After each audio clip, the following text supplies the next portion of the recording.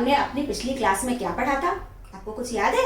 तो हमने अपनी पिछली क्लास में लाइट के बारे में जाना था, है ना। कुछ समझी थी बातें, जिसमें हमने क्या समझा था, जिसमें हमने प्रॉपर्टीज ऑफ लाइट के बारे में जाना था और ल्यूमिनस और नॉन ल्यूमिनस ऑब्जेक्ट्स के बारे में जाना था। और क्या जाना था? और उसमें हमने ट्रांसलूसेंट, ट्रांसपेरेंट और ओपेक ऑब्जेक्ट्स के बारे में भी समझा था ना। लेकिन अगर आपने वो क्लास मिस कर दी है तो आप क्या करोगे, मैं डिस्क्रिप्शन बॉक्स में लिंक दे दूंगी, वहां पे जाके आप चेक कर लेना।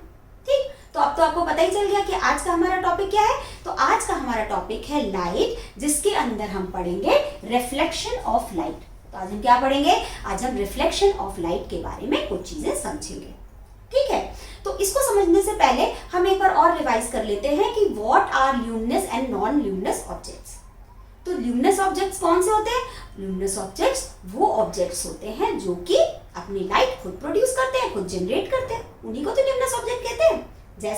जैसे सन है, या बल्ब्स हैं, या CFLs हैं, या जुगनू हैं, जिसे फायरफ्लाइज कहते हैं, है ना। ये सारी चीजें क्या है? ये ल्यूमिनस ऑब्जेक्ट्स हैं। जैसे कैंडल है ना। और नॉन ल्यूमिनस ऑब्जेक्ट्स कौन से होते हैं? नॉन ल्यूमिनस ऑब्जेक्ट्स वो ऑब्जेक्ट्स होते हैं जो कि अपनी लाइट खुद प्रोड्यूस नहीं कर सकते।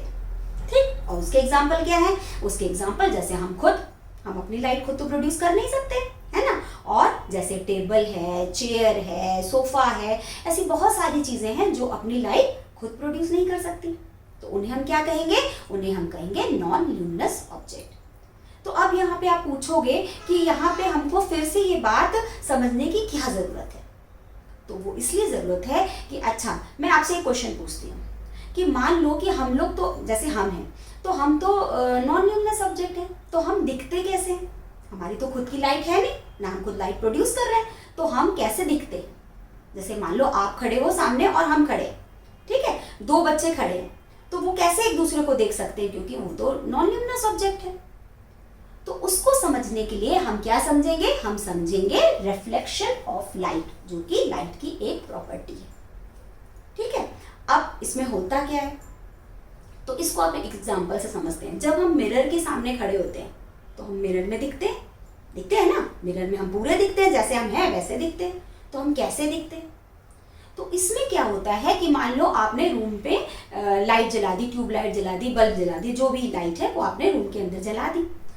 अब वो लाइट क्या होती है? वो क्या होती है? आपके ऊपर पड़ती है ना।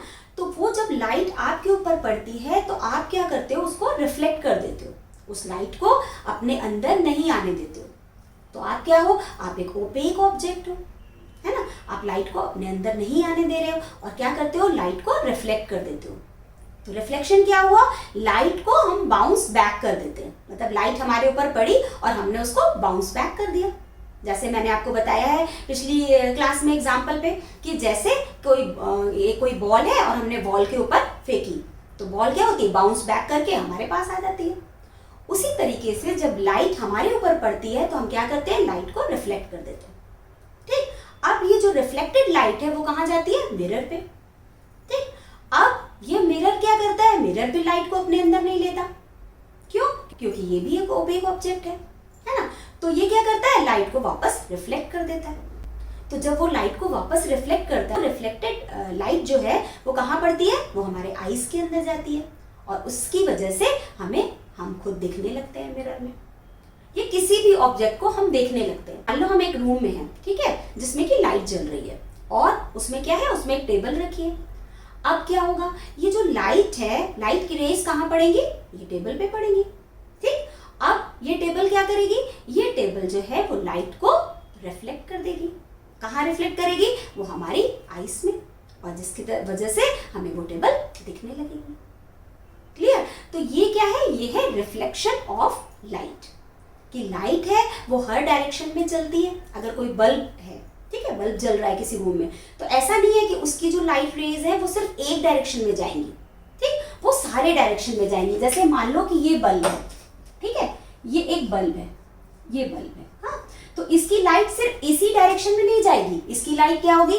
यहाँ भी जाएगी, यहाँ भी जाएगी, यहाँ भी जाएगी, यहाँ भी जाएगी। ठीक, तो इसे हम क्या कहते हैं? इसे हम कहते हैं रेज ऑफ लाइट।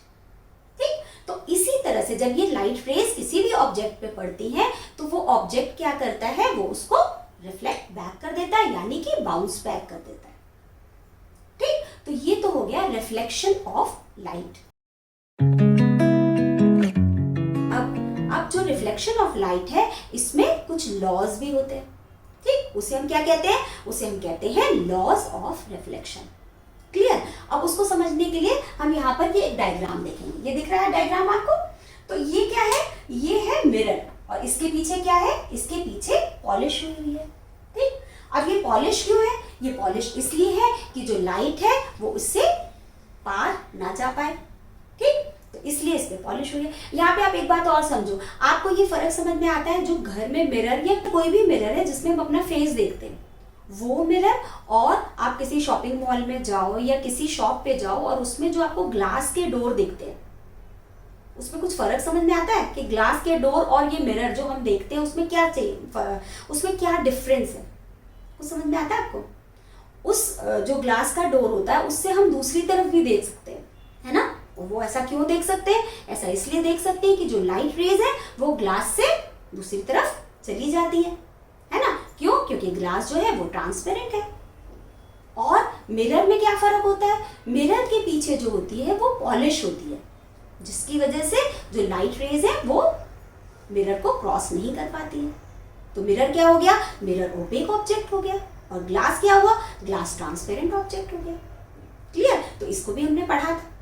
तो यहाँ पे ये समझना जरूरी है कि what is the difference between mirror and glass. ठीक,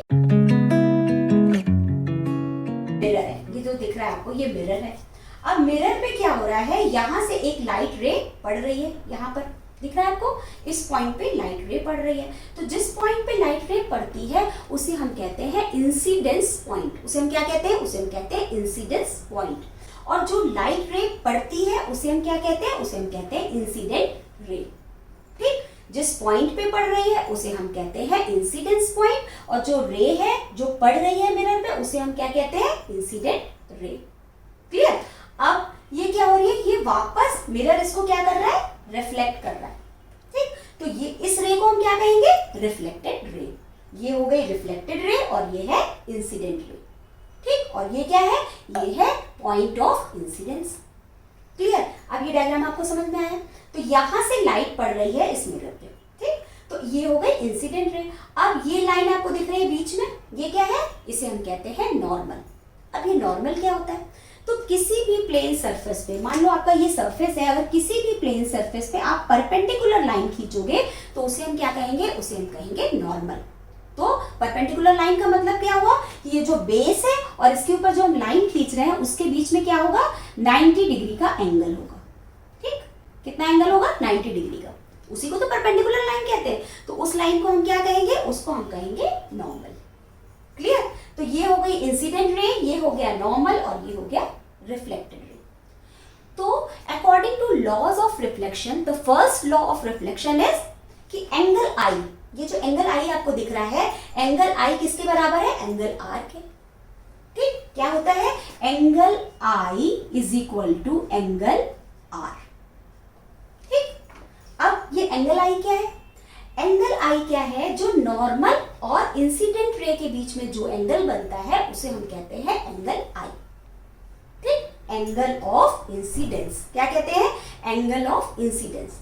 ठीक, उसी तरीके से नॉर्मल और रिफ्लेक्टेड रे के बीच में जो एंगल बनता है उसे हम कहते हैं एंगल आर, यानी कि एंगल ऑफ रिफ्लेक्शन।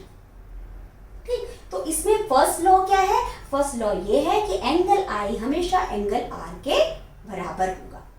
कैसे? कि मान लो अभी जैसे ये लाइट की रे पड़ रही है यहाँ पर, तो यहाँ से ये ऐसे रिफ्लेक्ट हो रही है, तो ये एंगल और ये एंगल बराबर है। ऐसा नहीं है कि हम यहाँ पर लाइट की रे डालें और ये एंगल ऐसा बन जाए, ऐसा नहीं होगा।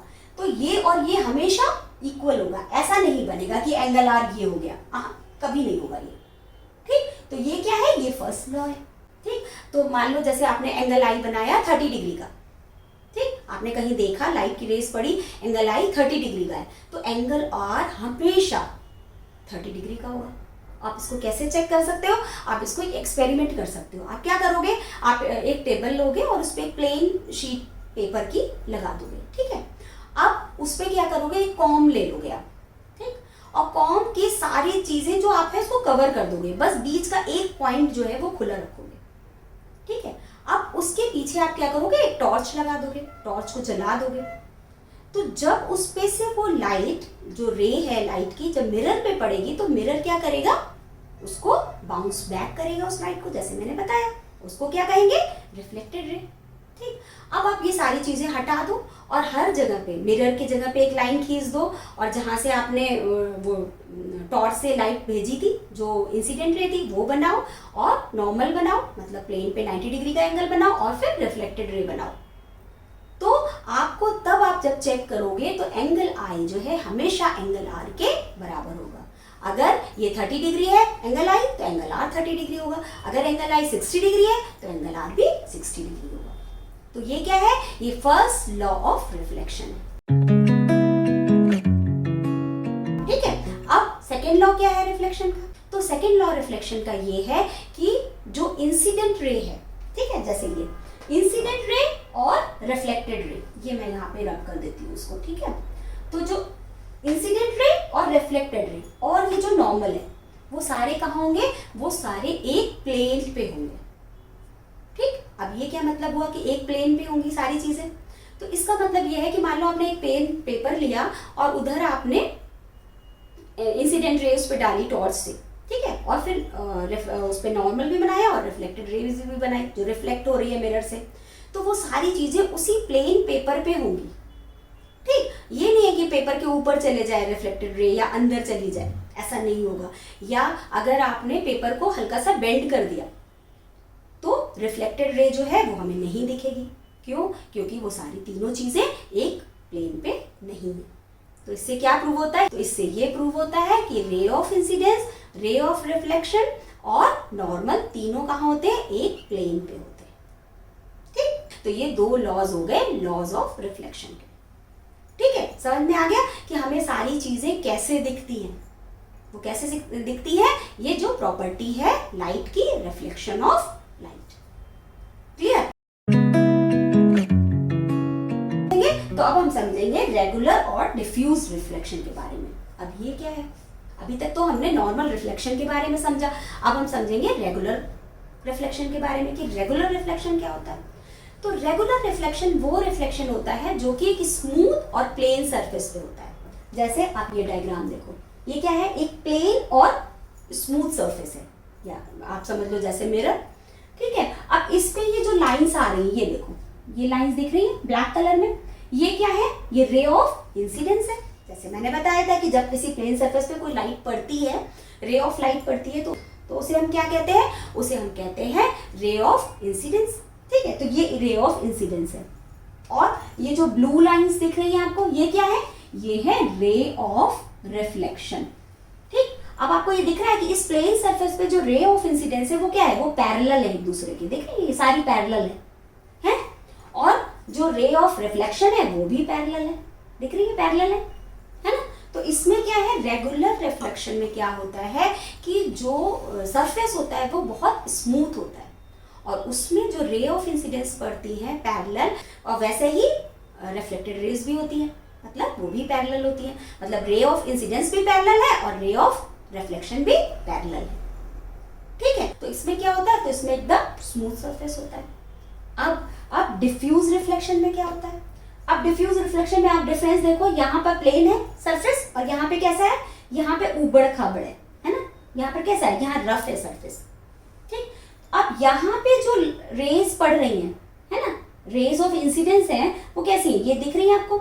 अब जो रे ऑफ रिफ्लेक्शन है वो पैरेलल नहीं है, पैरेलल नहीं है, वो एक दूसरे को क्रॉस भी कर रही है, देखो यहाँ पर ये क्या है, ये जो रे ऑफ रिफ्लेक्शन है ये एक दूसरे को, रिफ्लेक्टेड रे जो है वो एक दूसरे को काट रही है। इसका मतलब जो रे ऑफ रिफ्लेक्शन है वो पैरेलल नहीं, क्यों, क्योंकि इसका जो सरफेस है वो स्मूथ नहीं है, रफ है। तो इसमें क्या होता है, इसमें जो लाइट होती है वो स्कैटर्ड हो जाती है, मतलब डिफ्यूज हो जाती है, फैल जाती है, ठीक। तो ये हो गया हमारा डिफ्यूज्ड रिफ्लेक्शन। तो समझ में आ गया कि what is the difference between regular reflection and diffuse reflection. तो इसमें रेगुलर रिफ्लेक्शन में क्या होता है कि सरफेस जो होता है वो स्मूथ होता है और उसमें पैरेलल रेज ऑफ इंसिडेंस होती है और पैरेलल ही रेज ऑफ रिफ्लेक्शन होती है, मतलब रिफ्लेक्टेड रेज भी पैरेलल होती है। ठीक, तो डिफ्यूज रिफ्लेक्शन में क्या होता है? डिफ्यूज रिफ्लेक्शन में जो रिफ्लेक्टेड रेज होती है वो डिफ्यूज मतलब फैल जाती है, स्कैटर्ड हो जाती है। क्यों? क्योंकि इसमें जो सरफेस है वो स्मूथ नहीं होता है। तो ये डिफरेंस हो गया हमारा रेगुलर और डिफ्यूज रिफ्लेक्शन में। क्लियर? तो अभी मुझे लगता है कि आपको रिफ्लेक्शन के बारे में बहुत अच्छे से सारी चीजें समझ में आ गई, और ये भी समझ में आ गया कि कोई चीज हमें कैसे दिखती है ना?